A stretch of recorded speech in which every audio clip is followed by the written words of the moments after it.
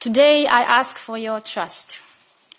Trust that in these next 5 years, I, as Executive Vice President for People, Skills and Preparedness, will be able to guide our strong social Europe, to guide the overall work of a strong social Europe by empowering all generations, by making our citizens more resilient in society, in democracies, and in the labor market.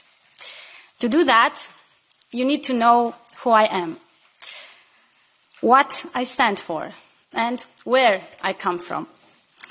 First then, where I come from. I come from Brașov.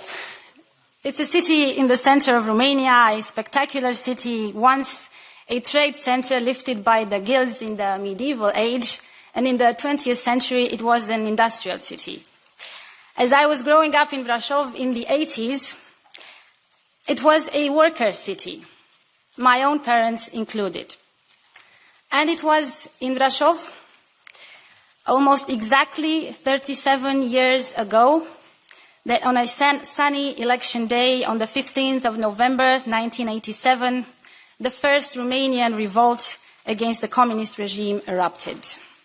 Many workers then took to the streets because of hunger, because of in-work poverty.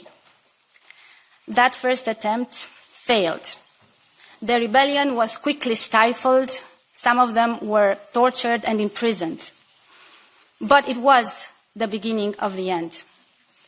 And I can still remember the excitement, the sense of possibility as communism collapsed in Romania 2 years later in December 1989.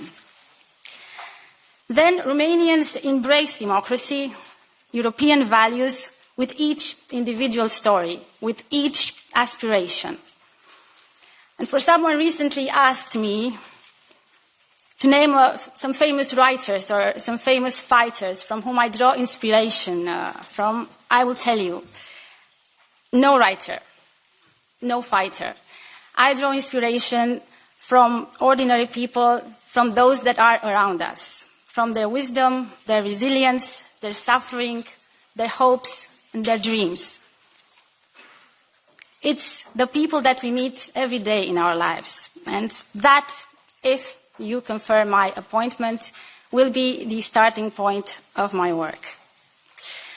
The citizens of Europe have gone through many uncertainty in the last 5 years.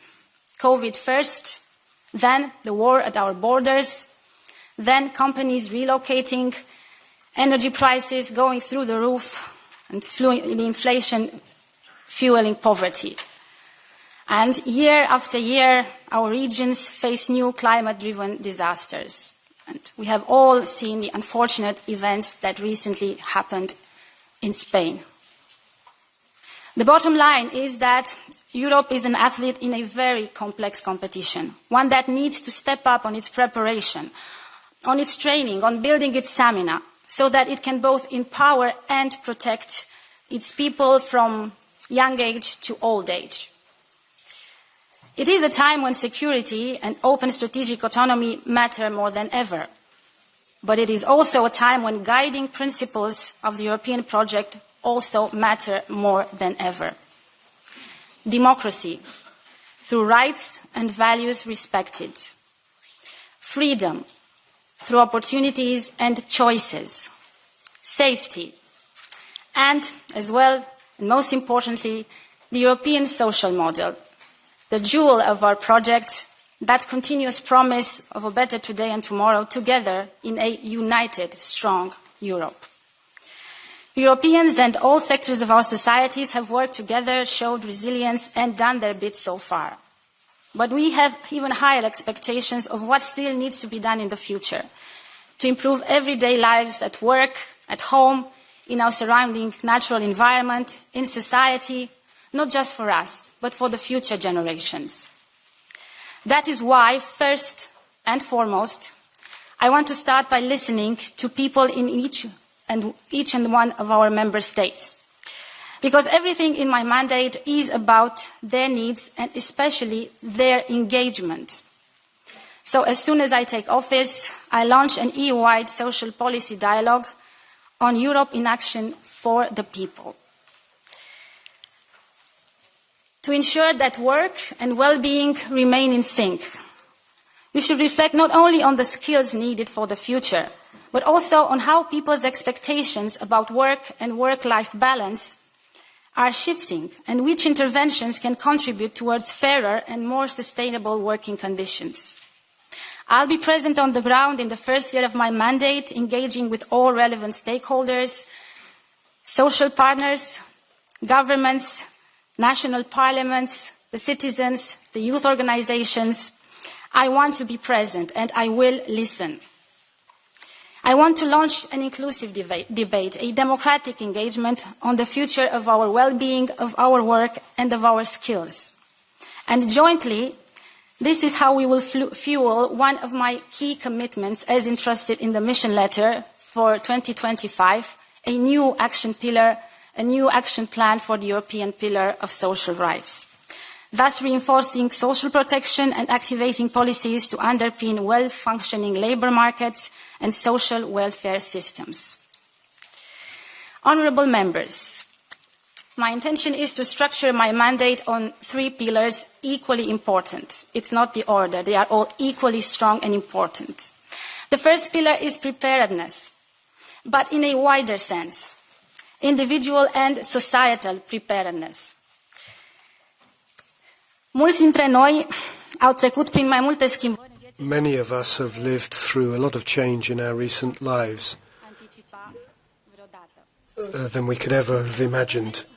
Europeans will experience much more change in the years to come, and therefore we must build a culture of preparedness for the future so that we can cope with panache with all the changes and their potential risks. The essential vitamins to prepare ourselves for that are education, skills. Preparedness begins in mandatory schooling, but it depends on lifelong learning. The routine that we as adults should also have. In this field, I'm convinced that the European space of education can genuinely lead to added value. The objective of a quality education and occupational training for everyone, with fair access across all the EU's territory, in every school, in every university, in every community, beyond the borders, motivating our teachers and building the basis of what we already know has worked, such as the Erasmus programme. Erasmus Plus is a key example of what Europe does best. But we can't work alone, we work better together. For example, a system for building up basic skills for the young generation. We see an alarming deficit in the number of teachers in most member states. We need more skills in key areas such as science, technology, engineering and maths, which are important for our competitiveness. Many Europeans don't have the necessary digital skills. At a young age are the foundation to be able to reskill or upskill as an adult. This allows one to benefit from opportunities when the economy has to transform or has to adapt. I will also ensure that our labour force, such as our builders, our chefs, our nurses, our carers, our electricians, are highly trained and able to move freely in a market that recognises their skills and qualifications. And for that reason, I will propose an initiative on skills portability. Skills portability, that means people and their skills can circulate freely and contribute to a stronger internal market to support European industries, European startups, European SMEs. In addition, I will look into a system that gives European recognition for vocational and educational training in a similar manner to what we are doing in the higher education initiatives. Now, I'm conscious as I speak that I'm outlining actions I'd be leading, because you need to be clear on where I'd lead in relation to people, skills, and preparedness. Of course, in my mandate, I will work very closely with the President, with all the members of the College, because cooperation is key for a strong social Europe. Naturally, I will work specifically close with my fellow commissioners if I am confirmed by you. Some of the achievements of this broad collaboration will draw on the Ninisto report, and the Commission will propose an EU Preparedness Union strategy. Now to a very important pillar. I will not call it the second. It's a key pillar. Quality jobs. In meeting many of you, I have heard your deep concerns. The need to ensure a fair transition, so that our union's competitiveness goes hand in hand with the rights and protections of our workers. A deep concern for quality jobs. A quality job provides decent wages and fair working conditions. A quality job offers the same rights, whether offline or online, whether nationals posted or third country nationals, regardless of the type of contract. A quality job empowers learning and growing and training. And a quality job is based on strong social dialogue and effective collective bargaining. Collaborating with the social partners to create a strong and protective framework for workers, starting with the quality job roadmap, will be a priority for the first months of my mandate. At the same time, I will make our social acquis, I will make sure that our social acquis is implemented, starting with the minimum wage directive. I will work to ensure that the right to disconnect, that we will improve our workers' intra-EU mobility conditions. And I have the ambition to complete the modernization of our social security coordination. I will strengthen our European Labour Authority. So, preparedness, quality jobs, first two pillars, if you confirm me in this role. Français.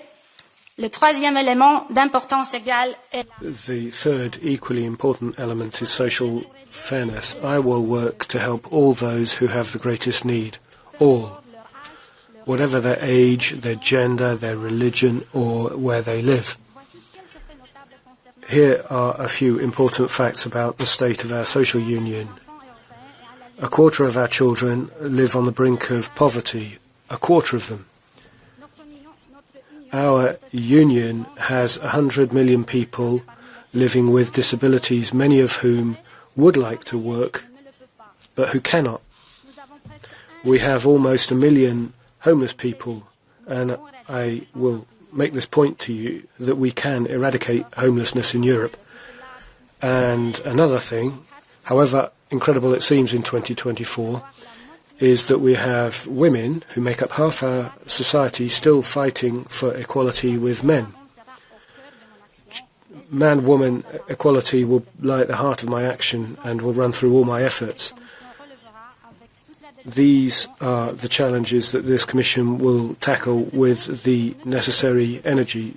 Just to name a few of the tools I'll use, I will strengthen our European Child Guarantee, and I'll ensure that our first ever plan for affordable housing includes sound solutions for those in greatest vulnerability, and also for a European policy against poverty. We'll tackle the root causes, whatever the age, gender, geographic situation, or energy poverty, transport insecurity, or a lack of basic services or housing. To respond better to increasing needs in Europe and enhance people's dignity to live independently and safely. We must improve as well the working conditions, the training, the recognition of carers, so more informal caregivers can access or return to our labour markets. We must provide more quality, affordable childcare, so parents who want to can return to full-time work. the fundamental priority is that we invest in children. And supporting children is crucial for their integration in the educational system and for their mental health, which is important for all ages. Childcare is an investment in our families, in our economies, and in our societies, all in all. Honourable members, this next commission will be an investment commission, catering for the increasing and different needs of our peoples, of our workers. Social economy will be one sector that we will boost. I have implemented cohesion policy in Romania, and my role will be also to achieve higher impact from the European Social Fund Plus, to ensure that the Social Climate Fund can powerfully mitigate the social impact of our green transition. But our challenges need more tools. Public and private social investment, social conditionalities for public funding. You can count on me to work with my colleagues, commissioners, to deliver on game-changing solutions so that our pillar for social rights become a reality. Closing, I know that my task is one that is hugely ambitious, but let me just quote this. The greatest risk to most of us is not that we aim too high and we do not reach that level, but that it is too low and we reach it. That is my promise to you for the next 5 years, working energetically together with this House. You can count on my engagement, and I'm looking forward to our dialogue today.